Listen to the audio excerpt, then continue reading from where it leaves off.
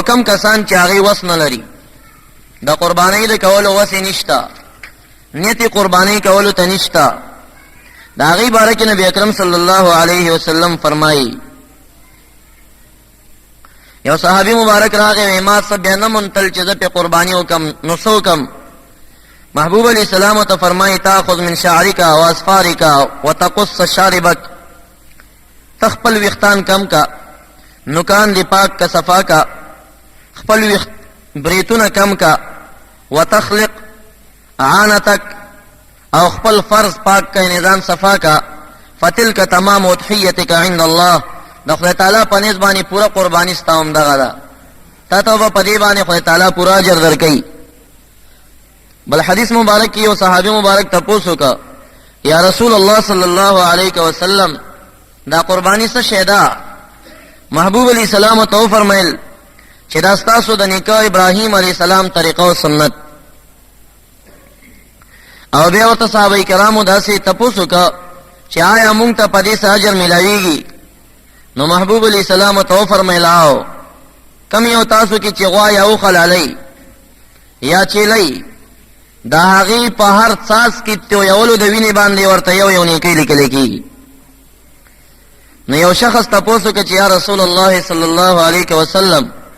کمن کې یو کس وی چې هغه ګډه لالای نو بیا به ساجر وی نو محبوب علیہ السلام فرمایل چې سو ګډه لالای د ګډ د وړې څومره ګڼ وختان وی د هر وخت په عوض کې ورته یو نیکی لیکل کی او بل عظیم فضیلت د قربانی دار چې ورځ د قیامت راشي او ته په پاکستان کې افغانستان کې هر موضع کې چې دفن شي د خپل قبر نه راپورته شي او داسې سخت زلزلہ ګډه شي چې اذا زلزلت الارض زلزالها هغه وخت کې چې اوړه کول شي ځمکه پړه کول سره واخرجت الارض اثقالها او د ځمکه خپل پیټي بار تر وباسي په یو زلزلہ باندې به یو جړق شي دا ټول مردگان به بار پراته لنډغر به پراته لکه څنګه چې د مور نه پیدا و لنډغر دا شانت لنډغر به بهر ته پراته قال الانسان ما لها انسان به ډیر حیرت نه وایي چې دا څه چل دی زمکه لره رس پیو شو یومئذ تحدث اخبارها په دغه ورځ باندې بزمکه غږیږي او خبرې به کوي په ټولو هغه کارونو باندې چې د زمکه د پاسه شوي دي ارزی باندې چې زنا چا کړي د زمکه بچي وایي چې په ما دا کار کړی دی کغلای کړي کاری کړي نو زمکه به گواهی ور باندې کوي نو په دغه ورځ باندې به دوه فرشتگان په مقرر شي منهم سائق و شهید یو به گواهی ور باندې کوي بل به راکاږي لکه سړی چې په ساروی کې پړې چولی الباب وته کړي او غاړه داسې سیو ته بند کړي او راکاږي ځان پسې نو دا شانت به په هر انسان باندې فرشتہ مقرره یو داسې به راکاږي د حشر میدان ته او یوم ینادی من مکان قریب او داسې ورځ ده چې د نږدې زینه به ورته چغې وال کېږي आवाज به راځي نو بعض علما دا فرمایي چې د هرې پوندې د انسان نه به یو دهشتناک او سخت आवाज راپورته کېږي د هر د انسان پوندې نه به یو سخت आवाज ورته راپورته کېږي او دی به د حشر میدان اړخ ته راکاږي سرا لکا مالنگ دلتا کے رالم